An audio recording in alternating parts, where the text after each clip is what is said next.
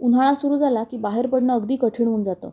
डोकं दुखणं, थकवा येणं, चक्कर येणं, अंगात शक्ती न राहणं आणि कधीकधी ही साधी गरमी खूप मोठ्या आजाराचं कारण बनते. पण काही छोटे-छोटे सवयी बदलल्या तर आपण आपल्या स्वतःलाही आणि कुटुंबालाही गरमीपासून सुरक्षित ठेवू शकतो.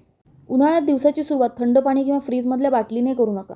त्याऐवजी साधं पाणी किंवा लिंबू पाणी प्या. शरीर हायड्रेट राहिलं तर गरमीचा परिणाम कमी होतो. दुसरी महत्त्वाची गोष्ट, पाणी कमी पिण्याची चूक करू नका. खूप लोक तहान लागली कीच पाणी पितात, पण उन्हाळ्यात शरीरातून सतत पाणी बाहेर पडत असतं. म्हणून दर थोड्या थोड्या वेळाने पाणी पिणं खूप महत्त्वाचं आहे, नाहीतर डिहायड्रेशन होऊ शकतं. तिसरी महत्त्वाची गोष्ट, योग्य आहार.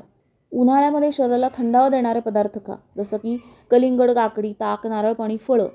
हे शरीरातील पाण्याची कमतरता भरून काढतात.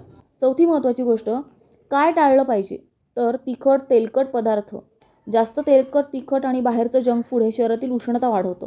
दुपारच्या कडक उन्हात बाहेर जाणं शक्यतो टाळा. पाचवी महत्त्वाची गोष्ट, कपड्यांची निवड. उन्हाळ्यामध्ये हलक्या रंगाचे कपडे, कॉटनचे कपडे वापरा.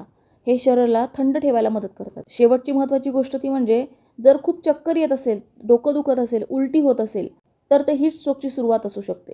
अशा वेळी लगेचच सावलीत जा, पाणी प्या आणि गरज वाटली तर डॉक्टरांचा सल्ला घ्या. लहान मुलं आणि वृद्धांची सुद्धा काळजी घ्या. उन्हाळा थांबवता येणार नाही, पण योग्य काळजी घेतली तर त्याचा त्रास नक्की कमी होऊ शकतो. स्वतःची काळजी आणि आपल्या माणसांची काळजी घ्या, कारण आरोग्य ही सर्वात मोठी संपत्ती आहे.